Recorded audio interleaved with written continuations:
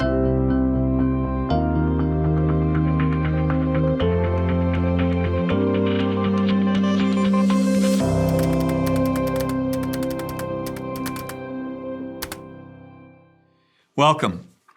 to another time together in Moments with Mike as we are considering the 7th chapter in the book of Ecclesiastes. I'm going to do something a little different today. I want to suggest to you that in verses 15 through 18, you see the beauty of a balanced life. And in verses 19 through 26, the worthiness of a life that's lived in wisdom. But my focus today is going to be on the last 3 verses of Ecclesiastes chapter 7. Read with me, if you will, please, beginning in verse 27. Behold, this is from the English Standard Version. Behold, this is what I found, says the preacher, while adding one thing to another to find the scheme of things, which my soul has sought repeatedly, but I have not found. One man among 1,000 I found, but a woman among all these I have not found. See, this alone I found, that God made man upright, but they have sought out many schemes. The deceptiveness of a deceitful, devious life. Verses 27 through 29. I love verse 29 when it says that God made man upright in his original state, in their original walk of faith before God. Adam and Eve enjoyed the blessings of being upright in character and conduct. If Genesis 1 and 2 were left without Genesis 3, we would not understand Genesis 4 and the remainder of the Bible. Genesis 3 is one of the, depending on how you view it, low water marks of the scripture or the high water mark. I would suggest the latter because it tells us the origin of sin, and it tells us that the consequences will always follow rebellion against God, against his authority, against his word, and against his character. I am fascinated by that last verse in Ecclesiastes chapter 7. This alone I found, that God made man upright, but they have sought out many schemes. What does that mean? Well, let me suggest to you there are ways in which people attempt to deal with life that I believe are not healthy. And I also believe that they do these because they want to avoid the painful reality that life often presents. I want you to, if you will, to give me just a few minutes to give you 5 ways in which I feel are unhealthy to avoid the painful realities of life. The first one, probably the most obvious, is escapism.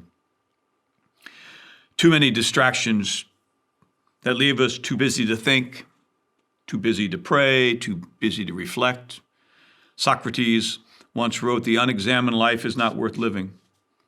And it seems that, especially in the backdrop of this pandemic that we are now experiencing, that for some people, they have come to the reality that the less distraction, the more present they will be, and the better they will be able to act in the midst of that which is going on around them.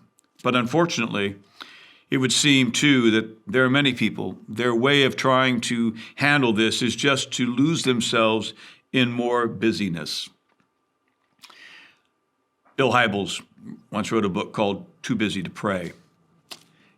And the thought there was, if we're too busy to pray, then we're just too busy.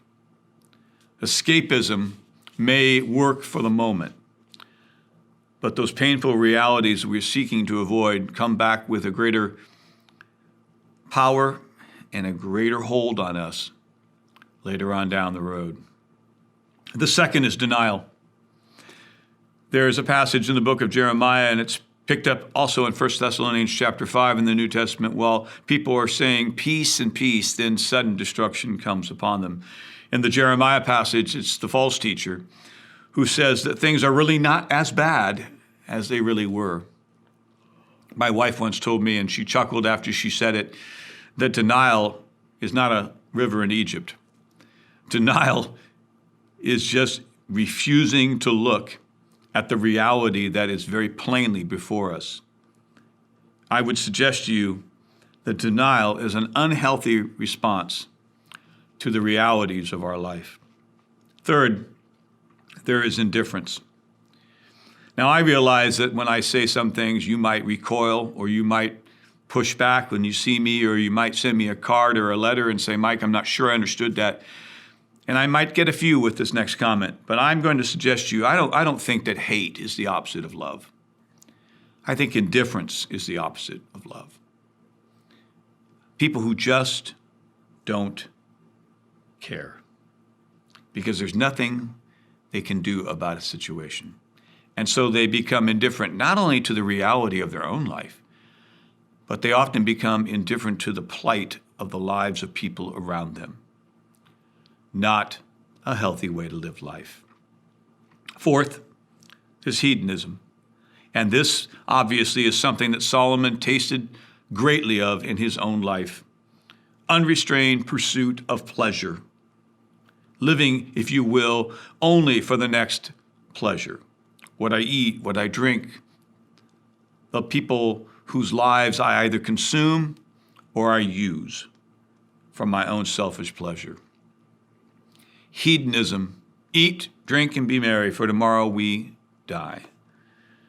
In a younger time of my life, there was a beer commercial that said, you only go around once in life, so you got to grab all the gusto you can get. It wasn't until I got a little bit older that I realized what that philosophy was really saying. And finally, the last one is this, withdrawal. Withdrawal is pulling inward, walling ourselves off, of just trying, if you will, to keep ourselves from anything that's unpleasant, keep ourselves from anything that's difficult, keep ourselves from anything that's challenging, keep ourselves from the painful realities that grip the lives of others around us. There's no wall you will ever build, my friend, that will keep out all the unpleasantries of life.